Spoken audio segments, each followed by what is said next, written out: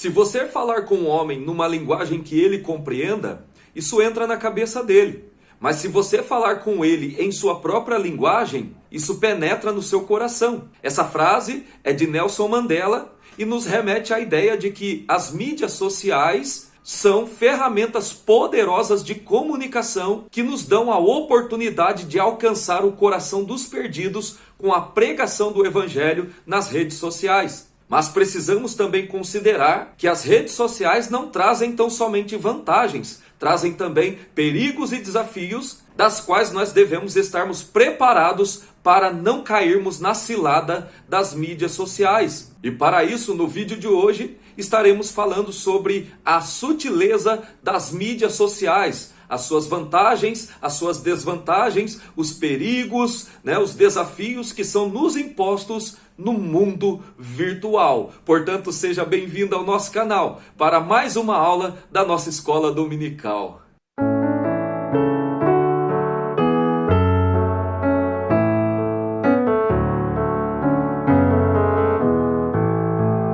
Meus amigos e irmãos, que a paz do nosso Senhor e Salvador Jesus Cristo seja sobre a vida de todos vocês. Mais uma vez, com imensa alegria, estamos aqui para estudarmos a poderosa palavra de Deus. E no vídeo de hoje, nós estaremos falando sobre a sutileza das mídias sociais. Assunto este que está relacionado à lição de número 11 da nossa revista da Escola Bíblica Dominical, revista CPAD, lição de adultos. E este vídeo está muito interessante porque nós vamos falar de algo contemporâneo, de algo que faz parte da nossa geração, que é a internet. Nós estamos na era da internet, nós estamos vivendo na geração das mídias sociais e precisamos estudar este tema com muita responsabilidade, sabendo que a internet traz vantagens e desvantagens para a comunicação do Evangelho. Mas fique até o final, porque nós vamos falar de coisas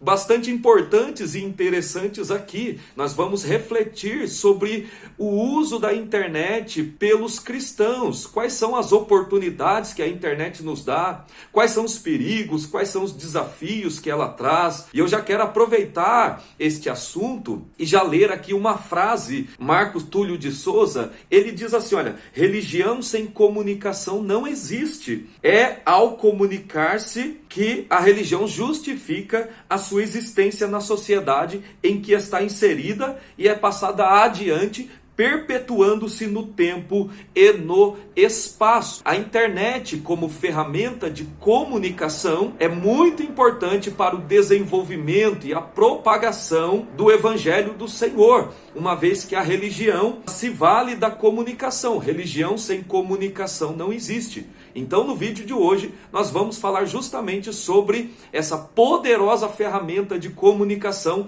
chamada de mídias sociais, mas considerando também os perigos que esta ferramenta traz para a vida das pessoas que navegam por ali. Jesus disse aos seus discípulos, eis que vos envio como ovelhas para o meio de lobos. E cá para nós, a internet é um verdadeiro lugar onde os lobos estão ali sedentos para devorarem as ovelhas. Então, fique até o final comigo, vem comigo estudar a palavra de Deus. Tópico de número 1, os cristãos na era digital. Vamos começar falando da realidade do universo online. Em Eclesiastes capítulo 1, versículo 4, o escritor diz que uma geração vai e outra geração vem. E o comentarista da lição começa com esta citação para dizer que a geração atual, a marca principal da nossa geração, a principal conquista dessa geração, é justamente o ciberespaço, ou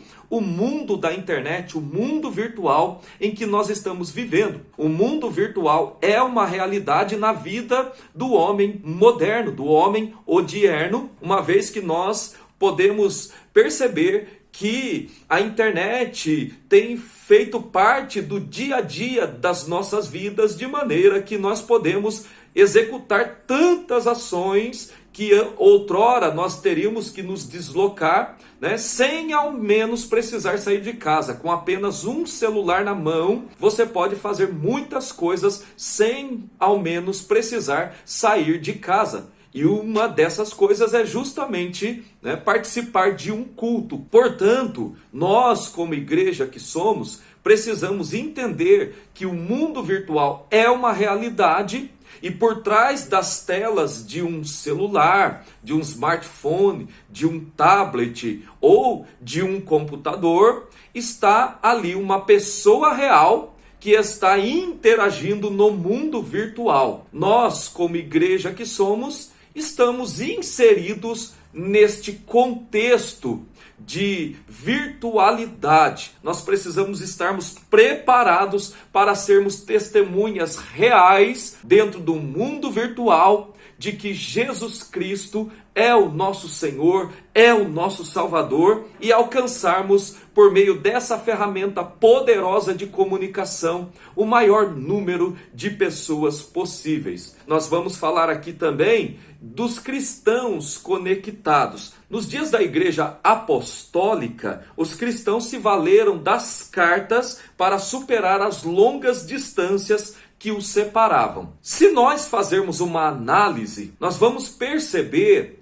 que todas as gerações de cristãos fizeram uso dos recursos que haviam disponíveis para si. Quando nós olhamos para o mundo religioso desde a antiguidade, nós vamos perceber que as ferramentas foram se alternando, foram mudando conforme o tempo, a humanidade iria ali se desenvolvendo, e os religiosos, os judeus e depois os cristãos fizeram uso dessas ferramentas para comunicar a sua religiosidade.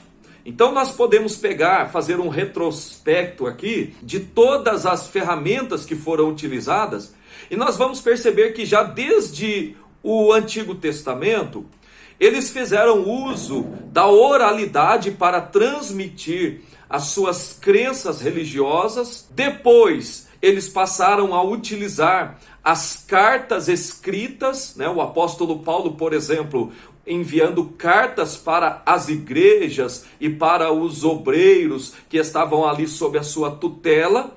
Chegamos no século XV e percebemos que ali criou-se uma coisa fenomenal chamada a imprensa de Gutenberg, que possibilitou a escrita impressa no papel de uma maneira mais eficiente do que manuscritos, ou seja, cartas escritas à mão. No período da Reforma Protestante, essa ferramenta foi poderosamente usada pelos reformadores para transmitir as suas crenças. Passou-se os tempos, surgiram ferramentas como o telefone, o aparelho de rádio, depois o aparelho de TV e por fim surgiu a internet. Então, se nós fizermos um retrocesso na história, nós vamos ver que cada geração trouxe um avanço, e cada avanço que surgia, os cristãos de sua época lançavam mão desses avanços a fim de proclamar a mensagem da salvação em Jesus Cristo. E hoje somos uma geração da internet e que devemos sim estarmos conectados nesta poderosa ferramenta de comunicação para transmitirmos o Evangelho de Jesus Cristo. Tópico de número 2, os desafios de ser igreja na era virtual. No primeiro tópico, nós falamos aqui sobre a internet como uma ferramenta poderosa de comunicação, uma ferramenta eficaz que nos traz inúmeras possibilidades, como, por exemplo, você poder se comunicar com pessoas que estão do outro lado do mundo sem que você precise se deslocar geograficamente. Assim você tem a possibilidade de falar de Jesus, de pregar o Evangelho a pessoas que estão longe geograficamente de nós, Assim como também você tem a possibilidade de conversar com pessoas, de falar do Evangelho com pessoas que você nunca viu, nunca esteve diante de você presencialmente e que talvez se não fosse a internet você nunca teria a oportunidade de falar de Jesus para aquela pessoa. Portanto, nós sabemos que a internet traz essas possibilidades, mas nós precisamos também entender que a internet não traz somente vantagens, ela traz também perigos, desvantagens para o mundo da religião.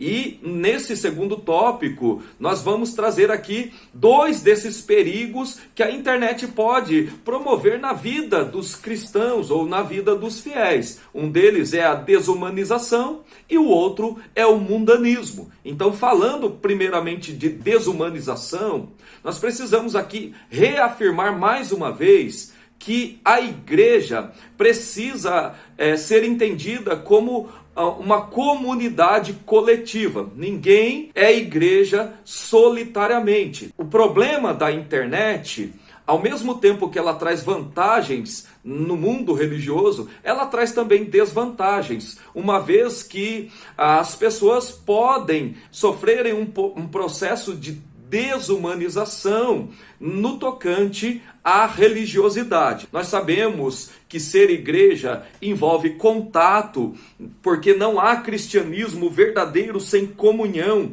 Isso porque a igreja é um corpo e, como já dissemos no vídeo dos desigrejados, um membro amputado do corpo, ele apodrece. É importante nós destacarmos aqui que congregar, o ato de congregar coletivamente e presencialmente, traz alguns benefícios para os fiéis, como por exemplo, eu gostaria de destacar 3 aqui. O ato de congregar presencialmente produz, primeiramente, um senso de responsabilidade. E isso pode ser um grande benefício para a nossa vida espiritual. Você saber que você tem uma responsabilidade, que você, como cristão, precisa estar ali disponível na comunidade para ser um canal de bênçãos na vida de outros irmãos que fazem parte daquela comunidade religiosa. Segundo, o ato de congregar traz também um senso de pertencimento,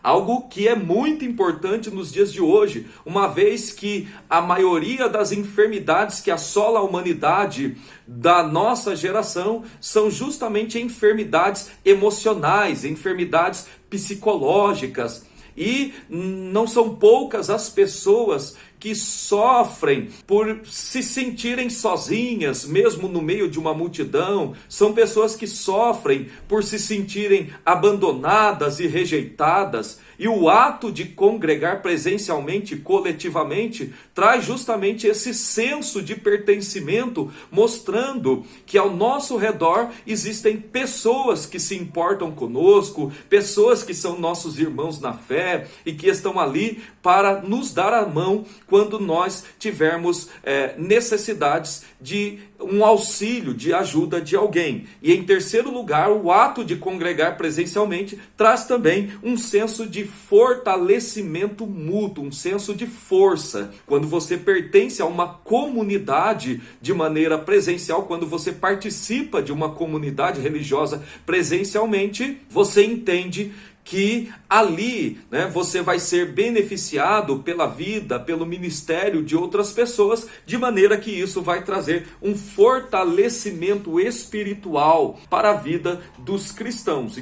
O universo virtual pode criar a falsa impressão de que é possível ser igreja sem relacionamento real. Eu reconheço aqui o poder, a capacidade da internet de alcançar pessoas com o Evangelho de Jesus Cristo, mas ao mesmo tempo que pode também trazer o prejuízo de as pessoas criarem uma ideia de que é possível ser cristão tão somente por meio do mundo virtual. Não, a igreja local precisa ser um lugar importante, um lugar de encontro para que nós possamos continuar sendo beneficiados como irmãos em Cristo Jesus.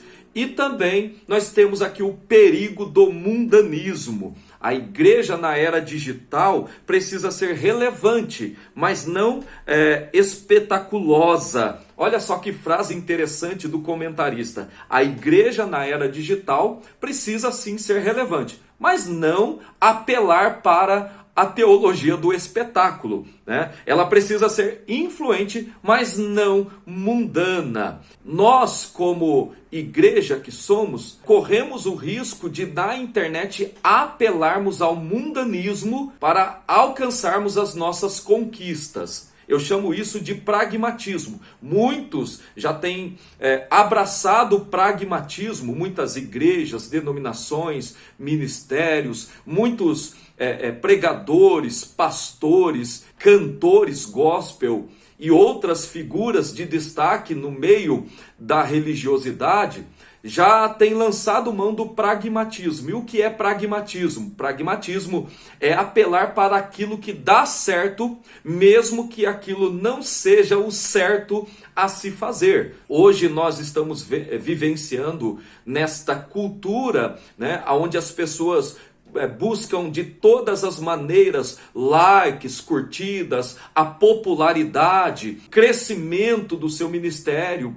E nesse afã de crescer, de aparecer, de alcançar popularidade, de alcançar fama, de conquistar coisas, essas pessoas passam por cima de seus princípios, dos valores cristãos, e lançam mão todas as ferramentas que podem beneficiá-lo, que podem trazer popularidade e crescimento, mesmo que aquilo que se está fazendo não seja o caminho correto a se trilhar. Então precisamos tomar muito cuidado com isso, porque nós corremos o risco de cairmos no pecado de mundanização da nossa fé. Vamos tomar cuidado, vamos vigiar, mas vamos sim entender que a internet é uma ferramenta poderosa que precisa ser explorada para alcançar os perdidos através da mensagem do Evangelho da Cruz. Tópico de número 3, a igreja e os pecados virtuais.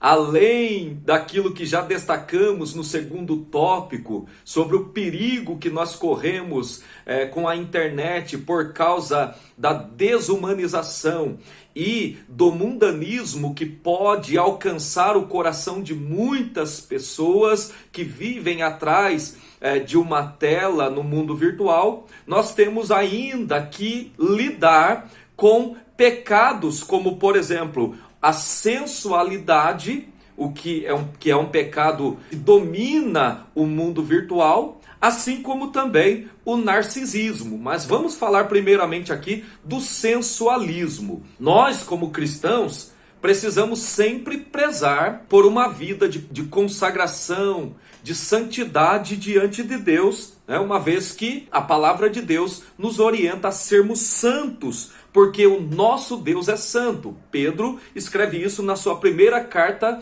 no capítulo 1, versículo 16, dizendo: sede santos, porque eu sou santo, eu, Deus, sou santo. Nós que somos cristãos precisamos estarmos muito preocupados, atentos e vigilantes para a questão dos pecados de sensualidades na internet. Quando você abre as redes sociais, as mídias digitais, você vai perceber que a maior parte dos conteúdos que são oferecidos e apresentados no mundo virtual são conteúdos que estão atrelados ao mundo da sensualidade, ao mundo do pecado. Até estou me lembrando agora de uma das minhas pesquisas no tema de religião e mídia, onde eu estava ministrando aula para uma turma de bacharel em teologia de uma faculdade teológica, e ali nas minhas pesquisas eu me deparei com um fato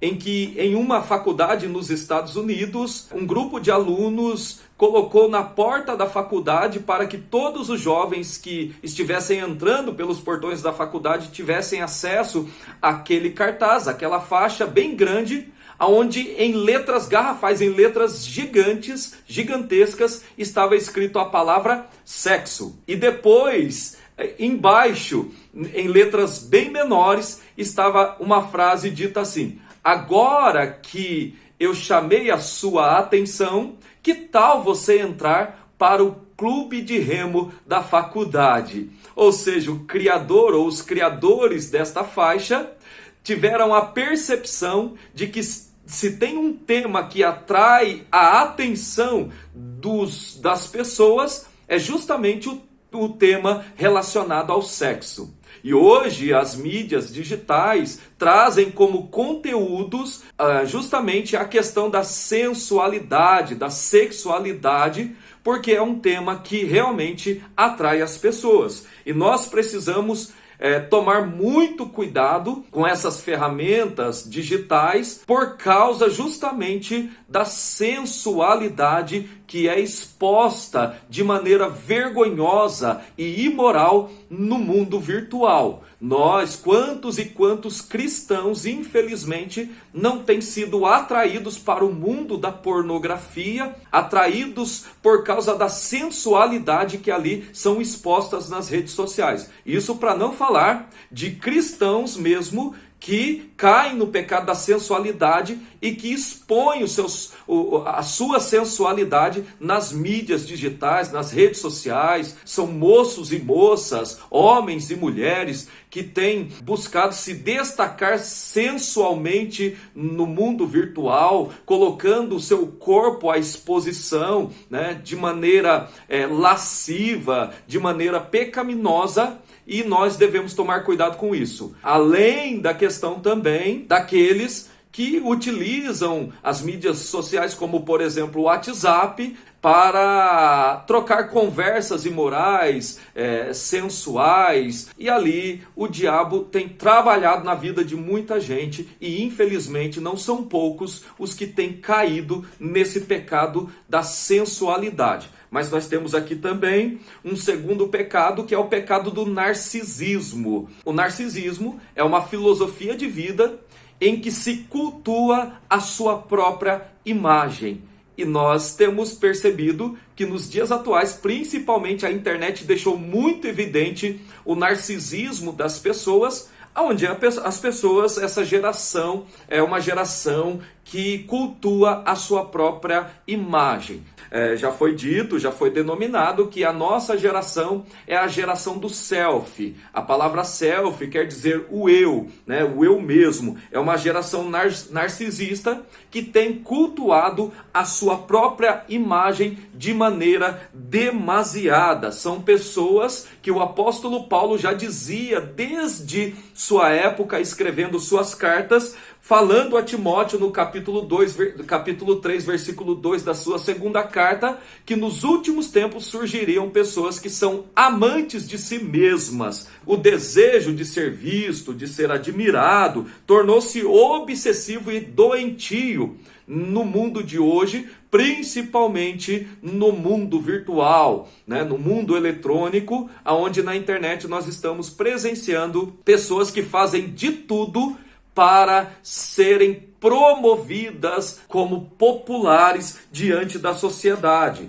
Daí a necessidade a todo instante de estar se fotografando e postando essas fotos. É uma devoção ao eu, ao selfie. As pessoas passam o dia todo tentando expor a sua imagem, tentando buscar ali uma aprovação da sociedade de maneira demasiada, a fim de que essa pessoa alcance a popularidade. E nós não fomos chamados para sermos populares, nós fomos chamados para sermos santos. O nosso ministério não precisa da aprovação da sociedade, da geração atual. O nosso ministério, em primeiro lugar, precisa da aprovação de Deus. A sociedade pode até aprovar, mas se Deus desaprovar, você estará reprovado. Vamos tomar cuidado, vamos vigiar mais e vamos buscar a vontade de Deus, sabendo que do Senhor vem o nosso galardão. Amém? Tópico de número 4, as mídias sociais e o ID de Jesus. Vamos começar falando sobre a seara virtual. Jesus deu uma ordem aos seus discípulos dizendo: ide por todo o mundo e pregai o evangelho a toda criatura. Nós temos uma responsabilidade como cristãos que é de anunciar o evangelho, a salvação em Jesus Cristo, né? E como fazer isso? Como pregar? Nos dias de hoje, nós temos a ferramenta da internet como um poderoso auxílio de comunicação para a proclamação do evangelho. Eu quero relembrar aqui o que Jesus disse aos seus discípulos, falando que ele estava os enviando como ovelhas ao meio de lobos. Mais uma vez destacando aqui que a internet também deve ser um terreno que deve ser ocupado pelos cristãos para proclamar o evangelho de Jesus Cristo, ciente de que estamos neste espaço cibernético como ovelhas no meio de lobos, mas ali devemos sim estar, porque o Senhor está conosco. Se Cristo comigo vai, eu irei. O ID de Jesus inclui também o espaço virtual. Nós precisamos entender que não é porque existe o perigo, existem os desafios, existem os lobos que estão aí ocupando os espaços virtuais, que este espaço pertence ao diabo. Não! As mídias sociais, a internet não pode ser demonizada, porque é uma situação que toda a tecnologia que surge, a princípio, a maioria dos cristãos já passam a demonizá-los, né? Assim foi com o rádio, assim foi com a TV, né? Existiu até denominações ou pastores que proibiam os seus fiéis de terem essas tecnologias em seus lares, né, como o rádio, a TV, e quando surgiu a internet, houve também ali uma certa resistência inicial com relação à internet, dizendo que era um instrumento do diabo para afastar o crente da sua fé. Na verdade, nós precisamos entender que o mundo virtual, mesmo tendo seus desafios, oferecendo seus perigos, não deve ser demonizados, devem ser explorados como uma ferramenta, como uma oportunidade de pregar o evangelho a toda a criatura. Eu quero até trazer aqui dados importantíssimos de pesquisas aqui, para que você entenda da importância e do valor da internet na tarefa da igreja pregar o evangelho de Jesus Cristo. Olha só, eu pesquisei e eu descobri que as 5 redes sociais mais acessadas no Brasil são, em primeiro lugar, o YouTube, compondo 96% dos internautas no Brasil. Então veja que oportunidade de pregar o evangelho no YouTube. Segundo, o Facebook, ali com uns 90% dos usuários brasileiros estão no YouTube. Em terceiro lugar, o WhatsApp. O WhatsApp está ocupando a terceira posição com 88% dos usuários de internet no Brasil. Em quarto lugar, o Instagram com 79%, e em quinto lugar, o TikTok. É uma mídia social nova, mas que já alcançou milhares de pessoas espalhadas por esse Brasil. Olha só que dado interessante aqui. 4,48 bilhões de pessoas estão nas mídias sociais no mundo, no nosso planeta. É muita gente. 4,48 bilhões de pessoas usam mídias sociais. E isso é o equivalente a 56,8% da população mundial. Mais da metade da população mundial são usuários de internet e das mídias sociais. E outra informação importante é que no Brasil, 96,3% das pessoas possuem um telefone com internet. Ou seja, são 150 milhões de brasileiros, dos 213 milhões, estão nas mídias sociais. Isso é o equivalente a 70,3% da população brasileira estão presentes nas mídias sociais. Então, através desses dados, nós podemos entender que nós temos uma grande oportunidade de alcançar milhares e milhares de pessoas com o Evangelho de Jesus Cristo. Nós perdemos uma oportunidade enorme quando usamos as redes sociais para divulgar trivialidades em vez de semearmos os valores eternos do reino de Deus. Meu querido irmão, minha querida irmã, você que está me assistindo, use a internet para falar de Jesus. Use a internet para ganhar almas para o reino de Deus. E eu tenho certeza que Deus vai fazer de você um instrumento nas mãos dele.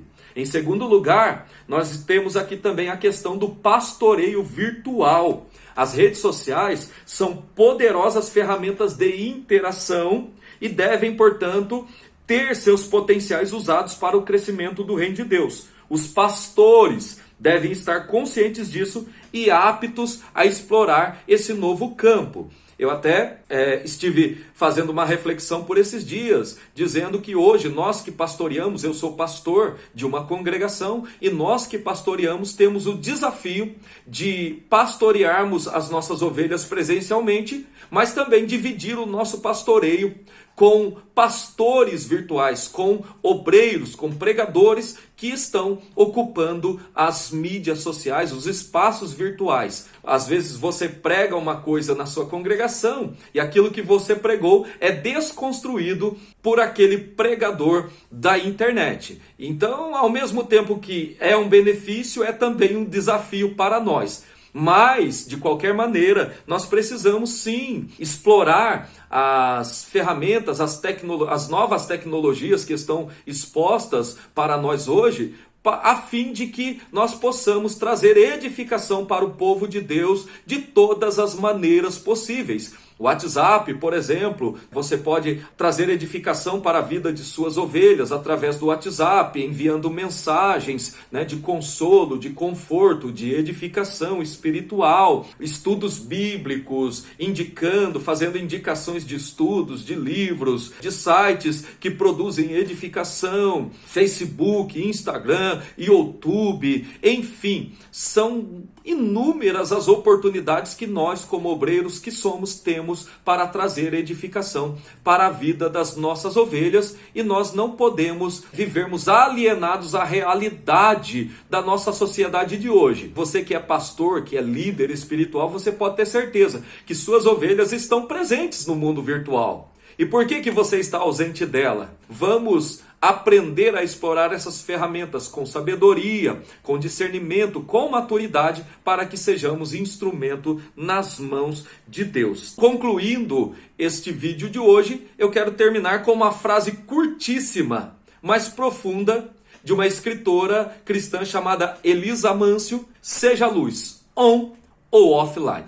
Ou seja no mundo real, mas seja no mundo virtual, você pode ser luz. Você deve ser um canal de Deus na vida das pessoas. Amém? Que Deus te abençoe. Se você ainda não se inscreveu no canal, se inscreva, dê um like neste vídeo, compartilhe com alguém e coloque aí embaixo o seu comentário sobre o que você acha deste tema de hoje. Amém?